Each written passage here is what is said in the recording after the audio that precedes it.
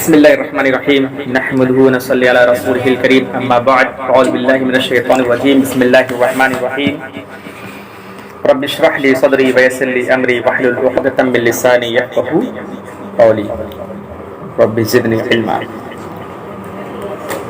جنت کے پھل، جنت کے پھل دنیا میں بہت سارے پھل ہیں اور جنت میں بھی اسی طرح پھل ہوں گے اور اس کے علاوہ بھی ایسے پھل ہوں گے جس کو انسان نے کبھی دیکھا نہیں ہوگا. لیکن دنیا کا پھل تو کبھی کھٹا اور میٹھا ہوتا ہے، لیکن جنت کا پھل ہمیشہ ہی میٹھا ہوگا اور ذائقے دار ہوگا. یعنی کہ یہاں کا ہر چیز، یہاں تو آم خریدنے جاؤ تو ضروری نہیں ہے کہ آم میٹھا ہے یا کھٹا ہے، خرید کر آیا پتہ چلا کہ کھٹا ہے، لیکن وہاں جو بھی ہوں گے آم ہوگا یا کوئی بھی چیز ایک دم ہی میٹھا ہوگا. جنت کے پھل اہل جنت کے لیے وافر مقدار میں موجود ہوں گے، یعنی بہت زیادہ مقدار میں موجود ہوں گے جنت کے پھل. اور جنت میں ہر موسم کا پھل ہر وقت موجود ہوگا. دنیا میں تو موسم کے حساب سے کیا ہوتا ہے، پھل موجود ہوتا ہے. ابھی آم کا سیزن ہے لیکن ٹھنڈے میں آم کا سیزن نہیں ہوگا. لیکن جنت میں ہر موسم کا پھل ہر وقت موجود ہوگا. جب چاہے جو چاہے پھل تم کھا سکتی ہو. جنت کے پھل حاصل کرنے کے لیے کسی سے اجازت نہیں لینی پڑے گی، یعنی پوچھنا پڑے گا کہ پھل توڑ لے یا پھل کھا لے. یہاں پھل حاصل کرنے کے لیے تمہیں خریدنا پڑے گا، یا اگر گاؤں میں ہو تو جو پیڑ کا مالک ہے اسے تمہیں اجازت دینی پڑے گی توڑنے کے لیے. ٹھیک ہے، یہاں تو محنت و مشقت کرنے کی ضرورت ہے، لیکن جنت میں ایسے کوئی محنت و مشقت کرنے کی ضرورت نہیں ہے، کوئی اجازت لینے کی ضرورت نہیں ہے، بلکہ جب چاہا توڑا، کھایا پیا. ایک دن میں کم سے کم ہزاروں لاکھوں تم نے پھل کھا لیا، کچھ بھی پتہ نہیں چلا. جنت کے پھلوں کا ذخیرہ کبھی بھی ختم نہیں ہوگا، یعنی کہ تم نے جتنا کھایا ختم ہو گیا. ٹھیک ہے، ذخیرہ ختم ہو گیا، اب اس کو لینے کے لیے کہیں انتظام کرنے کے لیے کہیں دوسری جگہ سے لایا جا رہا ہے.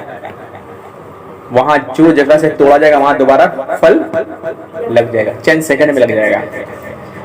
جنت کے پھل گلنے سڑنے سے محفوظ ہوں گے. اب یعنی کہ پھل لگا ہوا ہے، درخت میں پھل لگا ہوا ہے تو سڑ گیا گل گیا نہیں، ہمیشہ تر و تازہ رہیں گے. کیلا اور بیر جنت کے پھل میں سے ہیں. اللہ تعالیٰ سورہ واقعہ آیت نمبر 27 سے لے کر 33 تک میں فرماتا ہے، اور دائیں بازو والوں کی خوش نصیبی کا کیا کہنا. جو دائیں بازو والے ہیں، دائیں بازو والے کیا ہے، رائٹ ہینڈ، یعنی جس کو نامہ اعمال دائیں ہاتھ میں دیا جائے گا وہ بہت خوش نصیب ہوں گے نا. کیا ہوں گے، بہت خوش نصیب ہوں گے. تو ان کی خوش نصیبی کا کیا کہنا، وہ بے خار بیریوں اور تہ بتہ کیلوں اور دور تک پھیلے چھاؤں اور ہر دم روا دما پانی اور کبھی ختم نہ ہونے والے اور بے روک ٹوک ملنے والے بکثرت پھلوں میں مزے کریں گے. تو دائیں ہاتھ والے، اسی لیے کام ایسا کرو کہ ہمارے نامہ اعمال جو دیا جائے وہ کس ہاتھ میں دیا جائے، دائیں ہاتھ میں دیا جائے. اور سورہ رعد میں آیت نمبر 35 میں اللہ تعالیٰ نے فرمایا، جنت کا پھل سدا بہار اور اس کا سایہ لا زوال ہوگا، یعنی اس کا زوال ہوگا ہی نہیں. یہ انعام ہے متقی لوگوں کا. متقی لوگ سے مراد کون لوگ ہیں، جو اللہ تعالیٰ سے ڈرنے والے ہیں، جو دنیا میں اللہ تعالیٰ سے ڈر کر زندگی گزارتے ہیں. اور جو ڈرے گا تو وہ نیک عمل کرے گا، اور جو نہیں ڈرے گا وہ نیک عمل سے کوسوں دور رہے گا. اسی لیے کیوں کہا جاتا ہے کہ علم حاصل کرو، جتنا علم حاصل کرو اتنا ہی زیادہ کیا ہوگا، تمہیں ڈر پیدا ہوگا. اس لیے اللہ تعالیٰ نے کہا انما یخشی اللہ من عبادہ العلماء، یعنی حقیقی معنوں میں اللہ تعالیٰ سے ڈرنے والے کون لوگ ہیں، علماء ہیں. کون لوگ ہیں، علماء، یعنی عالم لوگ، وہ اللہ تعالیٰ سے ڈرنے والے ہیں. جنت میں ہر جنتی کے من پسند تمام پھل موجود ہوں گے. جنت میں ہر جنتی کے من پسند تمام پھل موجود ہوں گے. یعنی ایسا نہیں ہے کہ جنتی کو یہ پھل پسند ہے اور وہ موجود ہے ہی نہیں. ارے مجھے لیچی کھانے کو من کر رہا ہے ہی نہیں ہے, دوسرے پھل نظر آ رہے ہیں نہیں. جو تمہیں پسند ہے وہ سب کے سب کیا ہوں گے, موجود ہوں گے. اللہ تعالیٰ نے سورہ مرسلات آیت نمبر 41 سے لے کر 44 تک فرمایا, متقی لوگ جنت کے سایوں اور چشموں میں ہوں گے, اور جو پھل وہاں وہ چاہیں گے ان کے لیے حاضر کیے جائیں گے, اور کہا جائے گا کھاؤ پیو مزے سے ان اعمال کے بدلے جو تم کرتے رہے ہو. نیک لوگوں کو ہم ایسا ہی بدلہ دیتے ہیں, جزا دیتے ہیں, بدلہ دیتے ہیں. جنت کے پھل ہر وقت جنتیوں کی پہنچ میں ہوں گے. کھڑے بیٹھے چلتے پھرتے جب چاہیں گے توڑ لیں گے. کھڑے ہیں بیٹھے ہیں چل رہے ہیں, جب چاہا توڑا اور کھا لیا. اللہ تعالیٰ نے سورہ دہر آیت نمبر 14 میں فرمایا کہ جنت کی چھاؤں ان پر جھکی ہوئی سایہ کر رہی ہوں گی, اور اس کے پھل ہر وقت ان کی پہنچ میں ہوں گے. ہر وقت ان کی پہنچ میں ہوں گے, یعنی لیٹے ہوئے بھی ہیں تو کیا ہے, توڑا اور کھا لیا. ایسا نہیں ہے کہ اڑ کر کے جاؤ پیڑ پر چڑھو پھر توڑو پھر نیچے اترو پھر اس کو چھلکا چھیلو پھر کھاؤ پھر ہاتھ دھو. آم کھاتے ہیں تو کیا کرتے ہیں, کاٹیں گے, ہاتھ میں لگے گا, منہ میں لگے گا, پانی سے کلا کریں گے بعد میں جا کر کے, ٹھیک ہے, پتا چلا کبھی تو کپڑے میں بھی گر گیا کھاتے کھاتے. لیکن وہاں پر ایسا کچھ نہیں ہوگا, کھاؤ پیو کچھ بھی, وہاں کوئی گندگی ہوگی بھی نہیں, کچھ نہیں. تو تمہیں ہاتھ اٹھانے کی ضرورت نہیں ہے, اپنے آپ منہ میں گھس گیا تمہارے پھل.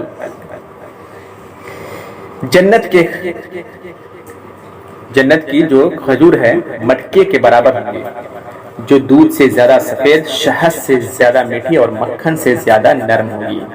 جنت کے پھل کا ایک خوشہ اتنا بڑا ہے, ایک خوشہ نہیں تھی گٹلی نہیں, خوشہ مطلب گچھا, جیسے آم لگا ہوا ہے اس میں ایک گچھا میں 4-5 آم ایک ہے اسی میں. تو جنت کے پھل کا ایک خوشہ اتنا بڑا ہے کہ اگر دنیا میں آ جاتا تو صحابہ کرام کی جماعت قیامت تک اسے ختم نہیں کر سکتی. پوری صحابہ کرام کی جماعت کھاتے کھاتے, ٹھیک ہے, پیٹ ان کا بھر جاتا لیکن وہ ختم نہیں ہوتا. ایک خوشہ اتنا بڑا جنت کا, اور اس طرح کتنے خوشے ہوں گے وہ کوئی نہیں جانتا. صحیح مسلم کی روایت ہے, حضرت عبداللہ بن عباس رضی اللہ تعالی عنہما سے نماز کسوف کی حدیث میں روایت ہے کہ صحابہ کرام رضی اللہ تعالی عنہم نے رسول اللہ صلی اللہ علیہ وسلم سے عرض کیا, یا رسول اللہ صلی اللہ علیہ وسلم, ہم نے آپ کو دوران نماز دیکھا کہ آپ اپنی جگہ پر کوئی چیز لی ہے. یعنی اللہ کے رسول صلی اللہ علیہ وسلم نماز پڑھ رہے تھے اور اچانک کیا ہے, اللہ کے رسول صلی اللہ علیہ وسلم آگے بڑھے کچھ چیز لینے کے لیے. پھر ہم نے آپ کو دیکھا کہ آپ وہ چیز لینے سے رک گئے, آپ وہ چیز لینے سے رک گئے. آپ صلی اللہ علیہ وسلم نے ارشاد فرمایا, میں نے جنت دیکھی ہے, میں نے جنت دیکھی ہے, اور اس کا ایک خوشہ کو لینا چاہا. اللہ کے رسول صلی اللہ علیہ وسلم نے فرمایا کہ میں نے جنت دیکھی, یعنی نماز پڑھتے ہوئے جنت دیکھ لیا میں نے. یہ اللہ کے رسول صلی اللہ علیہ وسلم کا کیا تھا, معجزہ تھا. اور ہر نبی کو معجزہ دیا جاتا ہے, ٹھیک ہے, اور جو نبی نہیں ہوتے ہیں ان کو کرامت دیا جاتا ہے, کرامت. لیکن کرامت جو ہوتا ہے وہ جب چاہے تب دکھا نہیں سکتے, اللہ تعالیٰ اچانک ان سے کرامت صدور کر دیتا ہے. یعنی جب چاہیں گے وہ کرامت نہیں دکھا سکتے. جیسے آج کے زمانے میں ہے نا کہ پیر ہے, فقیر ہے, کہتے ہیں کہ میرے پاس کرامت ہے, جب چاہیں ہم دکھا دیں نا, ان کے پاس کوئی طاقت نہیں. ہاں اللہ تعالیٰ کبھی بھی اچانک ان سے کوئی کرامت دکھا دے. اسی طرح رسولوں کا بھی ہے کہ رسولوں سے معجزہ صادر ہو جائے, اللہ تعالیٰ دکھلا دے ان سے. تو اللہ کے رسول صلی اللہ علیہ وسلم کے ساتھ بھی ایسا ہی ہوا کہ نماز کے دوران کیا دیکھا کہ آپ اپنی جگہ سے کوئی چیز لینے کے لیے بڑھے آگے, پھر وہ چیز رک گئے آپ اس سے لینے سے. آپ صلی اللہ علیہ وسلم نے فرمایا, میں نے جنت دیکھی اور اس کا ایک خوشہ کو لینا چاہا. اگر میں اسے توڑ لیتا تو جب تک دنیا رہتی تم لوگ اسے کھاتے رہتے, جب تک دنیا رہتی اس سے تم لوگ کھاتے رہتے, یعنی ختم نہیں ہوتا. जन्नत के फल का एक खोशा अगर दुनिया में आ जाए तो जमीन व आसमान की सारी मखलूक के खाने पर भी खत्म नहीं होगा। पूरी दुनिया के इंसान और उसमें रहने वाले जानवर, परिंदे सब खाना चाहें तो भी खत्म नहीं होगा। तो सोचो जन्नत अल्लाह ने कैसे बनाई है। एक खोशा की बात हो रही है, वो हजारों लाखों अरबों खोशे होंगे उसमें। और यहाँ इंसान भी कितना है ना जी, इस दुनिया में मान लो आदम अलैहिस्सलाम के जमाने से लेकर क़यामत तक कितने इंसान आ चुके हैं और सब, और उनमें से अगर मान लो 3% भी अगर जन्नत में चले गए, अरबों खरबों से तो ऊपर है ना जी, नहीं है तादाद। और हर एक को जन्नत दी जाएगी, अरबों खरबों लोगों, और हर एक के जन्नत में ये खोशे लटक रहे होंगे। तो सोचो जन्नत कितनी बड़ी है। जो जन्नत के फल का एक खोशा अगर दुनिया में आ जाए तो जमीन व आसमान की सारी मखलूक के खाने पर भी खत्म नहीं होगा। मुस्नद अहमद की सही रवायत है कि हज़रत जाबिर रज़ियल्लाहु ताला अन्हु कहते हैं कि रसूल करम सल्लल्लाहु अलैहि वसल्लम ने फरमाया, मेरे सामने जन्नत और उसमें मौजूद सारी नेमतें लाई गई, फल फूल और सरसब्ज व शादाब। मैंने उसे तुम्हारे लिए अंगूर का एक खोशा लेना चाहा लेकिन रोक दिया गया। अगर मैं वो खोशा तुम्हारे लिए ले आता तो जमीन व आसमान की सारी मखलूक उसे खत्म करने के लिए खाती लेकिन खत्म ना कर पाती। मुस्नद अहमद की सही रवायत है। जन्नत की नेमतों के बारे में ऐसी हदीस कम अज कम मुसलमानों के लिए तो बिल्कुल बाइस ताज्जुब नहीं है। ये जो हदीस बयान की गई है, अब इसमें ताज्जुब नहीं करना चाहिए कि ये खोशा कैसे इतना बड़ा हो सकता है कि जो भाई कभी खत्म ही ना हो। तो दुनिया में भी अल्लाह ताला ने वो नमूना दिखा दिया है कि दुनिया में भी कुछ ऐसी चीज है जो कभी खत्म नहीं होगी। नहीं, यानी लोग उसको इस्तेमाल कर रहे हैं तो कर रहे हैं लेकिन वो खत्म। जमजम का पानी, अल्लाह ने नमूना के तौर पर जमजम का पानी, हर साल कितने लाखों लोग जाते हैं वहां पर हज करने के लिए और हर हाजी वहां से पानी उठा कर लाता है अपने अपने कंट्री में, और वहां के लोग जमजम का इस्तेमाल कर रहे हैं लेकिन पानी खत्म नहीं हो रहा है। और कयामत तक वो पानी सूखेगा नहीं, जमजम का पानी, कयामत तक वो जमजम का पानी। एक मिसाल है ना जी। तो फिर इसमें क्या ताज्जुब की बात है कि जन्नत के फल हैं कि अगर यहाँ पर आ जाए तो लोग अगर खाएं तो खत्म हो जाए, खत्म ही नहीं होगा। अल्लाह ने एक नमूना दिखाया यहाँ पे कि देखो जमजम का पानी है, लोग लाखों लोग हर दिन इस्तेमाल कर रहे हैं और उसका पानी खत्म नहीं हो रहा है। कुआं का पानी भी होगा ना, अगर घर के 10, 15, 20 अफराद लोग इस्तेमाल कर रहे हैं तो वो सूख जाता है। बहुत ज्यादा अगर लोग इस्तेमाल करें तो सूख जाता है। लेकिन वो जमजम का पानी ऐसा है कि लाखों लोग हर दिन यूज कर रहे हैं लेकिन वो नहीं सूख रहा है। कहां से पानी आ रहा है? अल्लाह ने उसकी यानी बनाई ऐसी तरह कि वो कभी भी खत्म नहीं होगी। खजूर, अनार और अंगूर जन्नत के फल हैं। इंजीर भी जन्नत का फल है और जन्नत के तमाम फल बगैर गिठली के होंगे, उसमें गिठली नहीं होगी। अब यहाँ होता है ना गांव में गिठली होता है, खा रहे हैं तो गिठली फेंक दिए, गंदा कर रही है। वहां बगैर गिठली खाया बिल्कुल सिर्फ अंदर चला गया।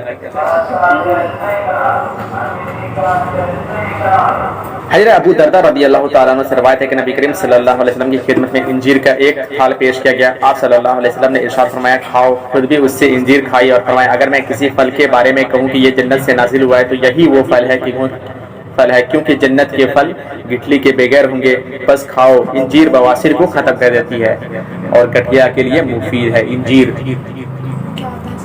ये इब्ने कय्यम ने तिब्बे नबवी में इसको जिक्र किया है। अगर इंसान इंजीर खाता है तो उससे क्या होगा? गठिया की बीमारी के लिए बहुत फायदेमंद है। बवासीर अगर किसी को हो रहा है इससे बहुत फायदा होता है। जन्नती जब किसी दरख्त से फल तोड़ेंगे उसकी जगह फौरन नया फल लग जाएगा। जब भी फल तोड़ेंगे तो दोबारा क्या हो जाएगा? उसमें लग जाएगा। तबरानी की सही रिवायत है, हज़रत सौबान रज़ियल्लाहु ताला अन्हु कहते हैं कि रसूल अकरम सल्लल्लाहु अलैहि वसल्लम ने फरमाया, जब कोई आदमी जन्नत से फल तोड़ेगा तो उसकी जगह दूसरा फल लग जाएगा। जन्नत की नहरें, نہر کسے کہتے ہیں؟ نہیں، پورا پانی جہاں بہ رہا ہے پانی کا. جنت میں میٹھے پانی، یعنی خوش ذائقہ دودھ، لذیذ شراب اور شفاف شہد کی نہریں بہ رہی ہیں. وہ نہر جو بہ رہی ہوگی وہ شہد کا ہوگا. یہاں اتنی شہد لینے جاؤ 200 روپیہ دو تو اتنی سے ساتھ ملے گا، اس میں بھی ڈپلیکیٹ، کوئی اوریجنل ہے ہی نہیں ہے نا جی. پتہ چلا اس میں گڑ ملا کے رکھے ہوئے، چینی ملا کے رکھے ہوئے اس شہد میں، تو اوریجنل شہد تو ملنا بہت مشکل ہے. ہاں یہ ہے کہ کوئی انسان پیڑ سے خود شہد کو نکالے تو اوریجنل نکل جائے، لیکن اس کے لیے بہت محنت کرنا پڑے گا. اور وہ شہد تو بہ رہا ہوگا، نہر کی طرف بہ رہا ہوگا شہد. اب یہ دوسرے کا شہد کتنا چپچپا ہوتا ہے. وہاں تو جائیں گے تو وہاں پتہ چلے کپڑے میں لگ جائے گا، یہ ہو جائے گا، کیسے کھائیں گے نا. وہاں ایسا کچھ بھی کرنے کی ضرورت نہیں، کچھ بھی نہیں ہوگا. جنت کی نہروں کی مشروبات کا رنگ اور ذائقہ ہمیشہ ایک جیسا ہی رہے گا. ذائقہ، رنگ، ٹھیک ہے، یہ سب کے سب ایک جیسا رہے گا. سورہ محمد آیت نمبر 15 کے اندر اللہ تعالیٰ نے فرمایا متقین لوگوں سے جس جنت کا وعدہ کیا گیا ہے اس کی شان تو یہ ہے کہ اس میں میٹھے پانی کے نہریں بہ رہی ہیں، ایسے دودھ کی نہریں جس کے ذائقے میں ذرا فرق نہ آیا ہو، ایسی شراب کی نہریں جو پینے والوں کے لیے لذیذ ہو، اور صاف و شفاف شہد کی نہریں بہ رہی ہوں گی. کتنے نہر کا ذکر ہے؟ 3. میٹھے پانی کی نہر، ٹھیک ہے، دودھ کی نہر، نہیں 4 اور شراب کی نہر، شہد کی نہر. 4 نہریں بہ رہی ہوں گی. اب سوچو شراب کی بھی نہر ہے، یہاں تو شراب پیو تو سر وہ شربت ہوئے گا. ہاں، لیکن وہ شراب یہاں کے شراب کی طرح نہیں کہ عقل خراب ہو جائے، سوچنے اور سمجھنے کی قوت ختم ہو جائے. ہاں، وہاں کے شراب پینے کے بعد مستی اور زیادہ آئے گا، یعنی جوش آئے گا، ایک دم بالکل انسان خوش مزاج ہو جائے گا شراب پینے کے بعد. سیحان، جیحان، فرات اور نیل جنت کی نہریں ہیں. سیحان، جیحان، فرات اور نیل جنت کی نہریں ہیں. صحیح مسلم کی روایت ہے کہ حضرت ابو ہریرہ رضی اللہ تعالیٰ عنہ کہتے ہیں کہ رسول اکرم صلی اللہ علیہ وسلم نے فرمایا سیحان، جیحان، فرات اور نیل جنت کی نہروں میں سے ہیں. جنت کی نہروں میں سے ہیں. کوثر جنت کی نہر ہے جس کا پانی دودھ سے زیادہ سفید اور شہد سے زیادہ میٹھا ہوگا. یہ کس کو دیا جائے گا؟ اللہ کے رسول صلی اللہ علیہ وسلم کو دیا جائے گا. اور اس میں جو جنتی لوگ ہوں گے وہاں پر آ کر کے پانی پیئیں گے. تو کوثر جنت کی نہر ہے جس کا پانی دودھ سے زیادہ سفید ہوگا اور شہد سے زیادہ میٹھا ہوگا.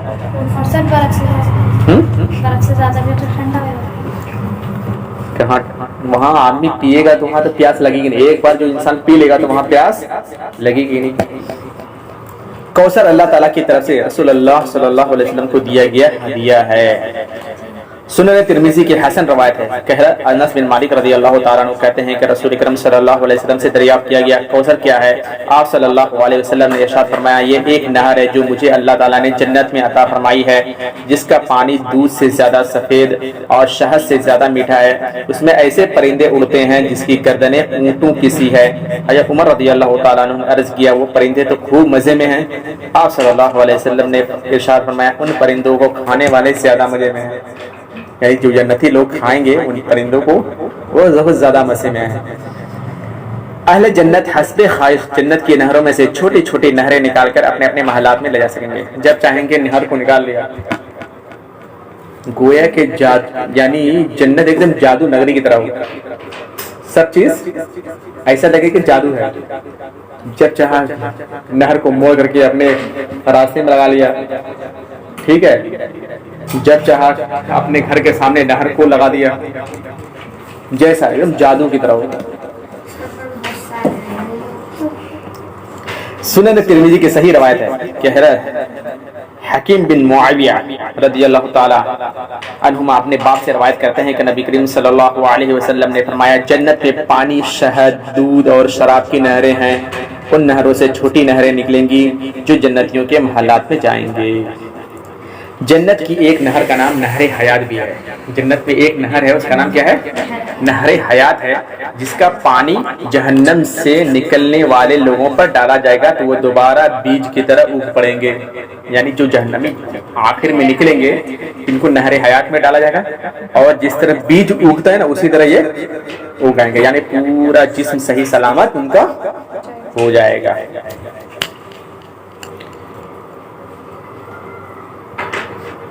ابو سعید خدری رضی اللہ تعالیٰ عنہ سے روایت ہے کہ رسول اکرم صلی اللہ علیہ وسلم نے فرمایا اللہ تعالیٰ اپنی رحمت سے جس کو چاہے گا جنت میں داخل فرما دے گا اور آگ والوں کو آگ میں داخل فرما دے گا. پھر جتنی مدت بعد چاہے گا ارشاد فرمائے گا کہ دیکھو جس شخص کے دل میں رائی برابر بھی ایمان ہو اس کو آگ سے نکال لو. چنانچہ وہ لوگ اس حال میں نکلیں گے کہ ان کے جسم کوئلے کی طرح جلے ہوئے ہوں گے، تب وہ نہر حیات یا نہر حیا میں ڈالے جائیں گے. شک ہے راوی کو کہ نہر حیات کہاں یا اللہ کے رسول صلی اللہ علیہ وسلم یا نہر حیات ڈالے جائیں گے، اور وہ لوگ اسی طرح اگ پڑیں گے، یعنی بالکل صحیح سالم ہوں گے جس طرح بیج سیلاب میں فوراً اگتا ہے. کبھی تم نے دیکھا نہیں وہ بیج کیسا زرد لپٹا ہوا اگتا ہے، اسی طرح انسان کیا ہوگا؟ اگے گا. کالے ہوں گے لیکن اس کے جسم کے اندر گوشت پوش ایک دم بالکل اگائیں گے. صحیح مسلم کی روایت ہے. جنت کے چشمے. جنت کے ایک چشمے کا نام اب یہ چشمہ وہ والا چشمہ مت سمجھنا. کون سا چشمہ؟ ہاں. جنت کے ایک چشمے کا نام سلسبیل ہے، جس سے سونٹ زنجبیل کی آمیزش والی شراب برآمد ہوگی. سورہ دہر آیت نمبر 15 سے لے کر 18 تک. اہل جنت یعنی جنت والوں کے آگے چاندی کے برتن اور شیشے کے پیالے گردش کرائے جا رہے ہیں. شیشے بھی چاندی کی طرح چمکدار ہوں گے. ان پیالوں کو خدام ٹھیک انداز کے مطابق بھریں گے. اہل جنت کو وہاں ایسی شراب کے جام پلائیں گے جس میں سونٹ کی آمیزش ہوگی. یہ شراب جنت کے ایک چشمہ سے برابر ہوگی جس کا نام کیا ہے؟ سلسبیل ہے. سلسبیل. جنت کے ایک چشمہ کا نام کافور ہے. کافور جس کی شراب سے جنت والے لطف اندوز ہوں گے. سورہ دہر آیت نمبر 5 اور 6 میں کیا فرمایا اللہ تعالیٰ نے؟ نیک لوگ جنت میں شراب کے ایسے ساغر پیئیں گے جس میں آب کافور کی آمیزش ہوگی. یہ کافور ایک بہتا ہوا چشمہ ہے جس سے اللہ تعالیٰ کے بندے خوب پانی پیئیں گے اور جہاں کہیں چاہیں گے بس مہولت اس کی شاخیں نکال لے جائیں گے. جہاں چاہیں گے وہ اس کی شاخیں نکال لے جائیں گے. جنت کے ایک چشمے کا نام تسنیم ہے. کیا نام ہے؟ تسنیم. اور یہ نام بھی ہوتا ہے، لڑکوں کا نام ہوتا ہے تسنیم. تو جنت کے ایک چشمے کا نام کیا ہے؟ تسنیم، جس کا خالص پانی صرف اللہ تعالیٰ کے مقرب لوگوں کو ہی پینے کے لیے دیا جائے گا. جو اللہ کے قریبی بندے ہیں انہی لوگوں کو دیا جائے گا. ابرار لوگوں کو یعنی نیک لوگوں کو جو درجہ میں مقرب لوگوں سے کم ہوں گے عمدہ شراب میں تسنیم کا پانی ملا کر پینے کو دیا جائے گا. یعنی عمدہ شراب میں تسنیم کا پانی ملا کر پینے کو دیا جائے گا جن کا مرتبہ تھوڑا کم. سورہ مطففین آیت نمبر 22 سے لے کر 28 تک میں اللہ تعالیٰ نے فرمایا بے شک نیک لوگ بڑے مزے میں ہوں گے، اونچی مسندوں پر بیٹھے نظارے کر رہے ہوں گے. تم ان کے چہروں پر سے نعمتوں کی رونق اور تر و تازگی محسوس کرو گے. ان کو نفیس ترین شراب پلائی جائے گی جس پر مشک کی مہر لگی ہوگی. جو لوگ دوسروں پر بازی لے جانا چاہتے ہیں وہ اس شراب کو حاصل کرنے میں بازی لے جانے کی کوشش کریں. اس نفیس اور عمدہ شراب میں تسنیم کی پانی کی آمیزش ہوگی. تسنیم ایک چشمہ ہے جس کا خالص پانی مقرب لوگ پیئیں گے. بعض چشموں سے سفید چمکدار اور لذیذ شراب برآمد ہوگی. لذیذ شراب برآمد ہوگی. سورہ صافات آیت نمبر 41 سے لے کے 45 تک میں اللہ تعالیٰ نے فرمایا اہل جنت کے لیے جانا پہچانا رزق ہے. ہر طرح کی لذیذ چیزیں اور نعمت بھری جنتیں جن میں وہ عزت کے ساتھ رکھے جائیں گے. تختوں پر آمنے سامنے بیٹھیں گے. شراب کے چشموں سے ساغر بھر کر ان کے درمیان پھرائے جائیں گے. سفید چمکتی ہوئی شراب جو پینے والوں کے لیے لذیذ ہوگی، نہ اسے سر چکرائے گا نہ ہی عقل میں فطور آئے گا کہ یہاں کے شراب پی لو تو سر چکرائے، پتہ چلا سر چکراتے چکراتے کہیں نالی میں گر گئے. دیکھا ہے شرابیوں کو؟ دیکھا ہے کبھی؟ دیکھا ہے سر پھوڑ دیا تھا اس نے. دیکھا ہے چلتے چلتے گے روڈ میں گر جائیں گے تو کیا ہے عقل ہی خراب ہو جاتی ہے. کبھی گڈھے میں گر جائیں گے اور کبھی گر ہوئیں گے تو پتہ چلا کتا پیشاب کر کے چلا گیا. تو وہاں پر ایسا کچھ بھی نہیں ہوگا. بعد چشمے فواروں کی طرح ابل رہے ہوں گے، جس طرح فوارے ابلتے ہیں نا اسی طرح ابل رہے ہوں گے. سورہ رحمان آیت نمبر 66 اور 67 میں فرمایا ان دو باغوں میں دو چشمے ایسے ہوں گے جن میں پانی جوش سے ابل رہا ہوگا. اے جن و انس تم اپنے رب کے کن کن نعمتوں کو جھٹلاؤ گے. یعنی اللہ تعالیٰ نے اتنی نعمتیں تمہیں دی ہیں اور جنت میں تو ایسی ایسی نعمتیں اللہ نے تمہیں دی ہے، کن کن نعمتوں کو تم جھٹلاؤ گے. یعنی اللہ تعالیٰ نے یہ کہا ہے کہ تم ان نعمتوں کو جھٹلا رہے ہو، اس کا مطلب ہے تمہیں مجھ پر یقین نہیں ہے، اس لیے تم اللہ تعالیٰ کی عبادت صحیح انداز میں نہیں کر رہی. جنت والوں کے قلب و نظر کی تسکین کے لیے ہر دم روا دواں پانی کے خوبصورت چشمے اور آبشاریں بھی جنت میں ہوں گے. سورہ غاشیہ آیت نمبر 12 جنت میں روا دواں بہتے چشمے ہوں گے. فیہا عین جاریہ جنت میں روا دواں بہتے چشمے ہوں گے. اور سورہ واقعہ آیت نمبر 30 اور 31 وَظِلٍّ مَمْدُودٍ وَمَاءٍ مَسْكُوبٍ کہ جنت میں دور تک پھیلی ہوئی چھاؤ اور گرتا ہوا پانی بھی ہوگا. مذکورہ چشموں کے علاوہ جنت والوں کی خاطر مدارات کے لیے جا بجا مختلف چشمے ہوں گے.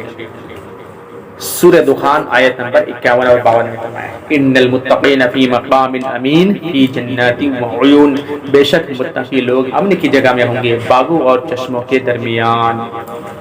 اسی طرح سورہ مرسلات آیت نمبر 41 اور 42 میں فرمایا ان المتقین فی ظلال وعیون وفواکہ مما یشتہون بے شک متقی لوگ سایوں اور چشموں میں ہوں گے اور من پسند میوے ان کے لیے حاصل ہوں گے. من پسند میوے. حوض کوثر حوض کوثر یعنی کوثر جو اللہ کے رسول صلی اللہ علیہ وسلم کو دیا جائے گا. انا اعطینا کل کوثر. کوثر جنت کی ایک نہر ہے جو اللہ تعالیٰ صرف رسول اللہ صلی اللہ علیہ وسلم کو عطا فرمائے گا. اللہ کے رسول صلی اللہ علیہ وسلم کو عطا فرمائے گا حوض کوثر. حوض کوثر جنت کی سب سے بڑی اور سب سے اعلیٰ نہر ہے، سب سے بڑی اور سب سے بلند نہر ہے. صحیح بخاری کی روایت ہے کہ انس رضی اللہ تعالیٰ عنہ کہتے ہیں کہ رسول اکرم صلی اللہ علیہ وسلم نے فرمایا جب معراج کے موقع پر میرا گزر جنت سے ہوا تو میں نے ایک نہر دیکھی جس کے دونوں کناروں پر موتیوں کے گنبد ہیں جنہیں اندر سے تراش کر بنایا گیا ہے. میں نے جبرائیل علیہ السلام سے دریافت کیا یہ کیا ہے؟ جبرائیل علیہ السلام نے کہا یہ کوثر ہے جو آپ صلی اللہ علیہ وسلم کو آپ کے رب نے عطا فرمایا ہے. رسول اللہ صلی اللہ علیہ وسلم فرماتے ہیں کہ اس کی مٹی یا خوشبو تیز مشک کی سی تھی، جس طرح مشک کی خوشبو آتی ہے اسی طرح تھی. حوض کوثر سے دونوں کنارے سونے کے ہیں. حوض کوثر کے دونوں کنارے سونے کے ہیں، اس کے سنگریزے موتی اور یاقوت کے ہیں اور مٹی مشک سے بھی زیادہ خوشبودار ہے. مشک ایک خوشبو کا نام ہے. سنن ترمذی کی صحیح روایت ہے کہ حضرت عبداللہ بن عمر رضی اللہ تعالی عنہما کہتے ہیں کہ رسول اکرم صلی اللہ علیہ وسلم نے فرمایا کوثر جنت میں ایک نہر ہے جس کے دونوں کنارے سونے کے ہیں، اس کا پانی موتی اور یاقوت پر بہتا ہے، اس کی مٹی مشک سے بھی زیادہ خوشبودار ہے، اس کا پانی شہد سے زیادہ میٹھا اور برف سے زیادہ کیا ہے؟ سفید ہے. برف سے بھی زیادہ سفید ہے. حوض کوثر پر پانی پلانے والے خود رسول اللہ صلی اللہ علیہ وسلم ہوں گے. وہ پانی پلائیں گے، کون پلائیں گے؟ اللہ کے رسول صلی اللہ علیہ وسلم. اللہ تعالیٰ سے دعا ہے کہ اللہ تعالیٰ ہم لوگوں کو بھی اس لائق بنا دے کہ اللہ کے رسول صلی اللہ علیہ وسلم بھی ہمیں حوض کوثر سے پانی پلائیں. اہل یمن کے خاطر اور رسول اللہ صلی اللہ علیہ وسلم دوسرے لوگوں کو حوض سے بھی ہٹا دیں گے. ٹھیک ہے.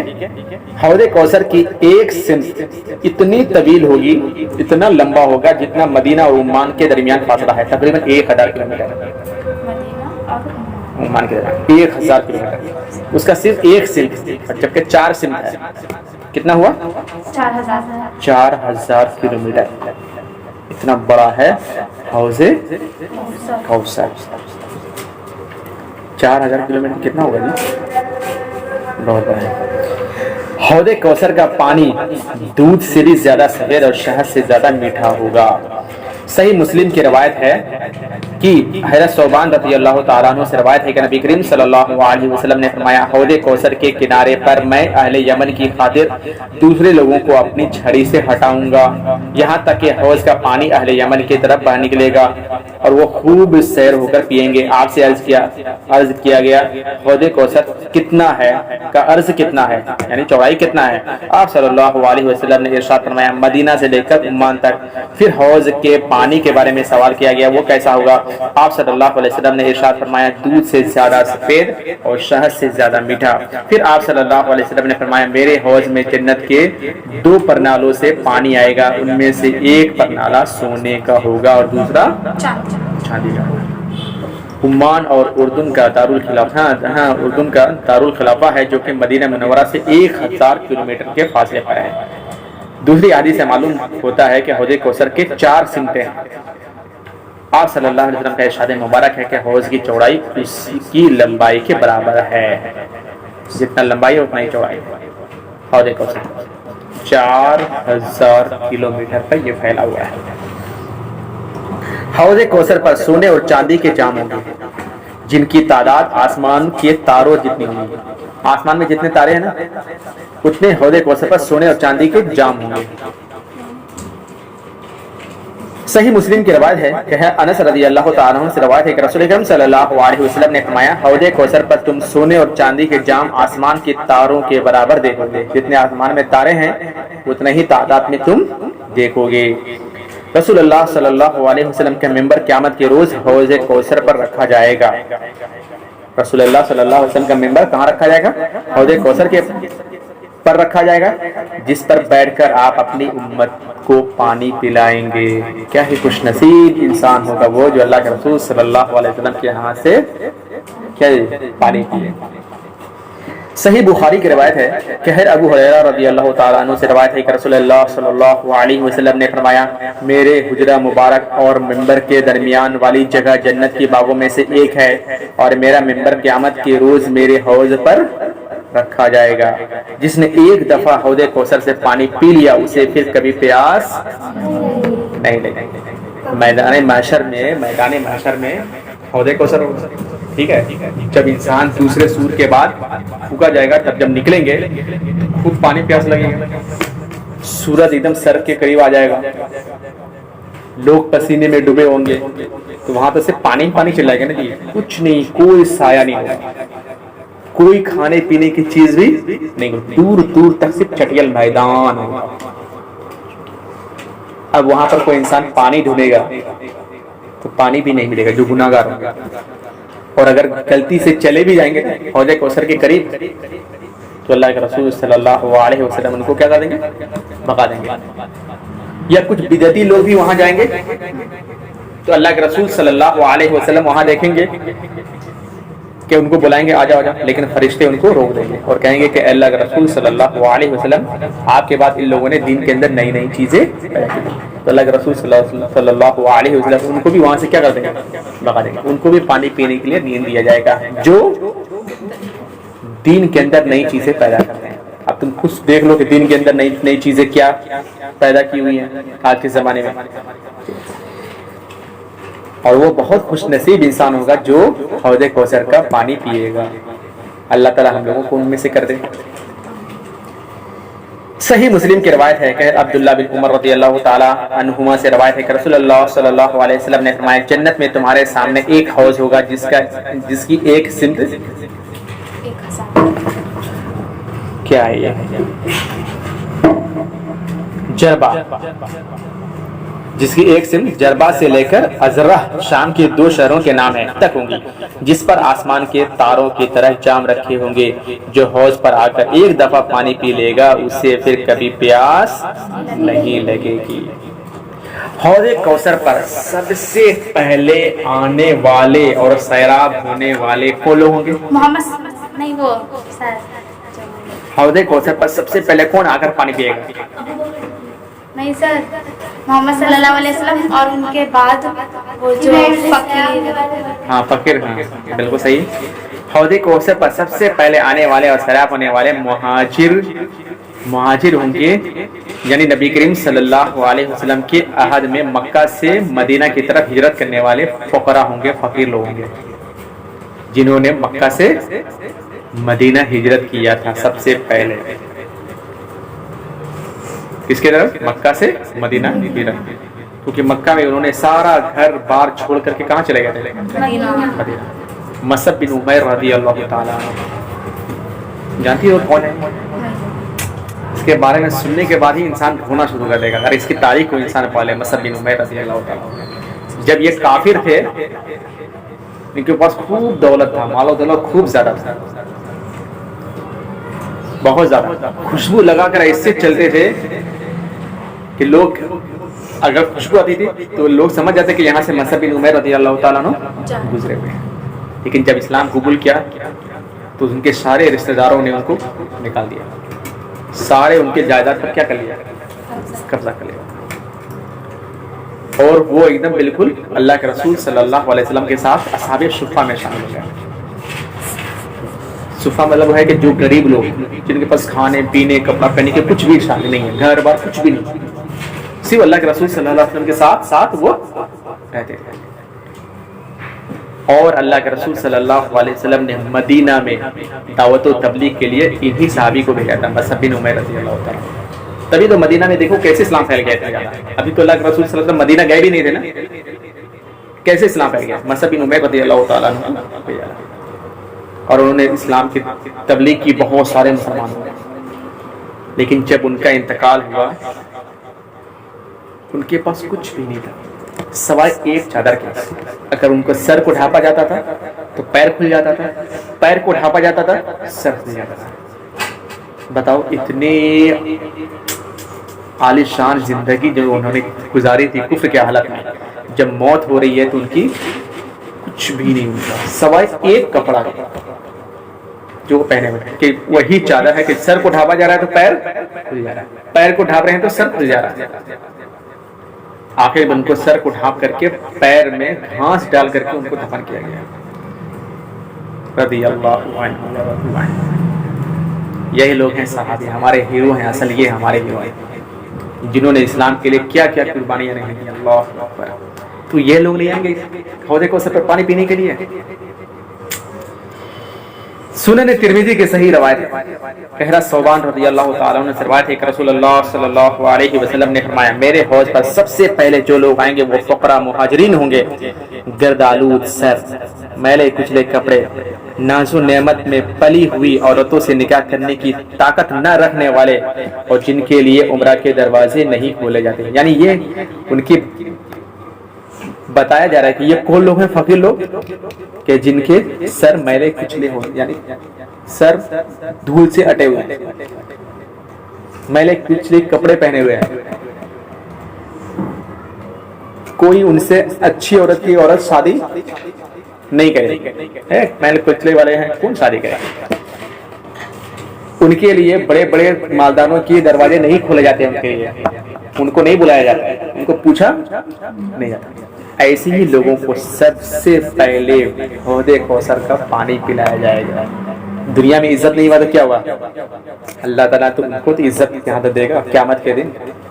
دنیا کی عزت تو ہمیں چاہیے بھی نہیں، اور اللہ تعالیٰ جس کو چاہے دے دے عزت، ہے نا جی؟ بس عزت یہ ہے کہ ہم قیامت کے دن ہم رسوا نہ ہو جائیں۔ اگر قیامت کے دن ہم رسوا ہو گئے تو اتنی بے عزت ہوں گی، اتنے بے عزت ہوں گے کہ سوچ نہیں سکتے ہم کتنے بے عزت ہوں گے۔ یہاں تو بے عزت ہوئے تو ختم ہو جائے گا، ہے نا جی؟ اگر مان لو یہاں بے عزت ہو جائے، دنیا میں بے عزت ہو جائے، نہیں بلایا تمہیں، کوئی پوچھ نہیں رہا ہے، کچھ بھی تمہارے کوئی بھاؤ نہیں دے رہا ہے، تو یہاں چلے گا۔ لیکن وہاں اگر بےعزت ہو گئے تو پھر وہاں تو پھر کوئی سمجھو کہ عزت دینے والا ہے ہی نہیں ہے سوائے اللہ تعالیٰ کے. اور لیکن یہ یاد ہے کہ جو نیک لوگ ہوں گے اگرچہ اس کو دنیا میں کوئی نہ پوچھے لیکن اللہ کے نزدیک اس کی عزت ہے. جو لوگ اسلام کے جانکار ہوں گے وہ اس کی ضرور عزت کریں گے کہ وہ عزت اللہ کے لیے ہے, رسول کے لیے ہے اور مومنوں کے لیے ہے. کس کے لیے ہے عزت؟ اللہ کے لیے ہے, رسولوں کے لیے ہے اور مومنوں کے لیے ہے. ہر نبی کو قیامت کے دن حوض دیا جائے گا. ہر نبی کو قیامت کے لیے حوض دیا جائے گا. اللہ کے رسول صلی اللہ علیہ وسلم کو حوض کوثر دیا جائے گا. اور جتنی بھی نبی اور رسول آئے سب کو حوض دیا جائے گا اور اپنے اپنے لوگوں کو کیا کریں گے؟ پانی پلائیں گے. رسول اللہ صلی اللہ علیہ وسلم کے حوض پر آنے والوں کی تعداد باقی تمام انبیاء کے مقابلے میں زیادہ ہوگی. اللہ کے رسول صلی اللہ علیہ وسلم کے حوض پر سب سے زیادہ لوگ آئیں گے. سنن ترمذی کی صحیح روایت ہے. حضرت سمرہ رضی اللہ تعالیٰ عنہ کہتے ہیں کہ رسول اکرم صلی اللہ علیہ وسلم نے فرمایا ہر نبی کے لیے ایک حوض ہے اور تمام انبیاء آپس میں ایک دوسرے پر فخر کریں گے کہ کس کے حوض پر پانی پینے والے زیادہ آتے ہیں, اور میں امید رکھتا ہوں کہ میرے حوض پر آنے والوں میں سب سے زیادہ ہوں گے. اللہ کے رسول صلی اللہ علیہ وسلم فرماتے ہیں کہ مجھے امید ہے کہ میرے حوض پر سب سے زیادہ لوگ آئیں گے پانی پینے کے لیے. حوض کوثر میں اونٹوں کی گردنوں والی چڑیا ہوں گی جن کے گوشت سے اہل جنت لطف اندوز ہوں گے. جو میں نے بتایا نا اونٹ کی گردنوں والی چڑیا کہ جس کو لوگ کھا کر کے کیا ہوں گے؟ لطف اندوز ہوں گے. رسول اللہ صلی اللہ علیہ وسلم اپنی امت کے لیے حوض کوثر پر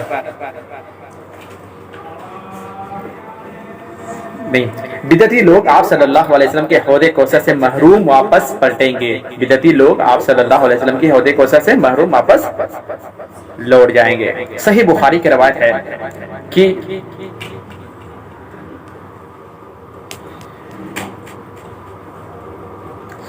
حضرت عبداللہ بن مسعود رضی اللہ تعالیٰ عنہ سے روایت ہے کہ نبی کریم صلی اللہ علیہ وسلم نے فرمایا کہ میں حوض پر تمہارا میل سامان ہوگا, تم میں سے بعض لوگ وہاں لائے جائیں گے پھر مجھ سے دور ہٹا دیے جائیں گے. میں کہوں گا اے میرے رب یہ تو میری امت کی لوگ ہیں. جواب میں کہا جائے گا آپ نہیں جانتے انہوں نے آپ کے بعد کیسی کیسی بدعات شروع کر دیں گی, یعنی کیسی کیسی بدعتیں شروع کر دی انہوں نے. ان کو یہاں سے کیا کر دیا جائے گا؟ بھگا دیا جائے گا, ہٹا دیا جائے گا, کیونکہ انہوں نے اللہ کے رسول صلی اللہ علیہ وسلم کے انتقال کے بعد کیا کیا؟ انہوں نے بہت ساری بدعتیں ایجاد کر دی. کافر حوض کوثر پر آ کر پانی پینا چاہیں گے لیکن اللہ کے رسول صلی اللہ علیہ وسلم انہیں دور سے ہٹا دیں گے. کوئی بھی نان مسلم وہاں سے پانی نہیں پی پائے گا, چاہے کرسچن ہو, چاہے یہودی ہو, چاہے کوئی بھی ہو. رسول اللہ صلی اللہ علیہ وسلم اپنی امت کو وضو کے سبب چمکتی ہوئی پیشانی اور چمکتے ہوئے ہاتھوں سے ہاتھ پاؤں سے پہچانیں گے. یعنی جب اللہ کے رسول صلی اللہ علیہ وسلم کیسے پہچانیں گے؟ حوض کوثر پر ہوں گے پنچ سے کلیانی غرم محجلین. میں نے اس سے پہلے بتایا نا پچ کلیانی 5 چیز چمک رہی ہوگی, 2 پیر 2 ہاتھ چہرہ, یہ 5 چیز کیا ہو رہی؟ چمک رہی. اسی لیے کیا کرو؟ زیادہ سے زیادہ وضو کرو. اگر تم چاہتی ہو کہ قیامت کے دن ہمارے ہاتھ پیر وغیرہ چمکے تو وضو زیادہ کرو. اس لیے بلال رضی اللہ تعالیٰ عنہ ہمیشہ وضو میں رہتے تھے, ہمیشہ وضو میں رہتے تھے. اور سونے کے وقت میں تو وضو بنا کر کے سونا ہی چاہیے. معلوم ہے نا جی کہ سونے کے وقت میں سنت طریقہ کیا ہے؟ وضو بنا کر سونا چاہیے. ابن ماجہ کی صحیح روایت ہے کہ حضرت حذیفہ رضی اللہ تعالیٰ عنہ کہتے ہیں کہ رسول اکرم صلی اللہ علیہ وسلم نے فرمایا قسم ہے اس ذات کی جس کے ہاتھ میں میری جان ہے, میں حوض سے اسی طرح ہٹا دوں گا جس طرح اونٹوں کا مالک دوسرے اونٹوں کو ہٹا دیتا ہے. عرض کیا گیا یا رسول اللہ صلی اللہ علیہ وسلم کیا آپ ہمیں پہچان لیں گے؟ آپ صلی اللہ علیہ وسلم نے ارشاد فرمایا ہاں تم میرے پاس آؤ گے تو وضو کی وجہ سے تمہارے ہاتھ پاؤں اور پیشانیاں کیا ہو رہیں گے؟ چمک رہے ہوں گے. یہ صفت تمہارے علاوہ کسی دوسری امت میں نہیں ہوگی. اللہ تعالی ہم لوگوں کو بھی اس خوش نصیب لوگوں میں کر دے کہ ہاتھ پاؤں وغیرہ کیا ہو رہیں گے؟ چمک رہے ہوں گے. دعا کرنے میں کیا ہے؟ اب اس کے بعد ہے آگے والا جو درس ہے اہل جنت کے ماکولات اور مشروبات. کیا کھانے کے لیے دیا جائے گا, کیا پینے کے لیے دیا جائے گا؟ کل کا نہیں ہے, یہ اگلے ہفتے سب سے پہلے جنتیوں کو جو دیا جائے گا مہمان نوازی کے لیے، وہ کیا دیا جائے گا؟ سب سے پہلے جو مہمان نوازی کی جائے گی جنتیوں کو وہ مچھلی، اور دوسرا کھانا جنتی بیل کے گوشت سے کھلایا جائے گا۔ اب یہ بات اگلے ہفتے آئے گا کہ کیا کھانے کے لیے جائے گا، کیا پینے کے لیے جائے گا۔ مچھلی میں تو ایک جگہ بیان کر رہا تھا، جنت کا بیان پڑھا رہا تھا، تو ایک لڑکا پورا سر چکن کی بات کیجیے، چکن کھانے کو ملے گا کہ نہیں وہاں پر؟ اور چکن سے بھی زیادہ کیا ہے، لیکن یہ مچھلی تو مجھے پسند نہیں ہے، چکن کی بات کیجیے، چکن۔ یہ سوچ رہے دنیا کی مچھلی کی طرح، دنیا کی کھانے کے بعد تو انسان کھاتا ہی رہ جائے گا، وہ ایسا ہوگا۔ چلو، وآخر دعوانا ان الحمد للہ رب العالمین۔